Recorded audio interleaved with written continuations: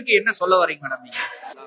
இப்போ எல்லாரும் சொல்ற மாதிரி தான் டைம் கொடுத்து பார்க்கலாம் அப்படின்னு சொல்றாங்க. நீங்க டைம் கொடுக்கறதுக்கு இத்தனை கோடி மக்களோட வாழ்க்கை தான் கிடைச்சதா அப்படின்ற ஒரு விஷயம் இருக்கு. விஷயம் வந்துட்டு தாவேக்காக்கு சப்போர்ட் பண்றவங்களை என்ன கேட்கணும் அப்படின்னு பாத்தீங்கன்னா, நீங்க என்ன சொன்னீங்க, மாற்று அரசியல்னு சொன்னீங்க, இவங்கள மாதிரி எல்லாம் இருக்க மாட்டேன்னு சொன்னீங்க. இப்போ வந்து கேள்வி கேட்டா என்ன சொல்றீங்க, நீங்க பண்ணாததே நாங்க பண்ணிட்டோம்னு கேக்குறேன். நீங்க இதெல்லாம் பேசவே கூடாது, உங்களுக்கு அதுக்கான ரைட்ஸே கிடையாது. நீங்க இதை சொன்னீங்கல்ல, அப்ப இதை பேசாதீங்க. ஆமா, ஆரம்பத்துல இருந்து இப்போ வரையும் சந்திக்காம இருக்கிறாரு.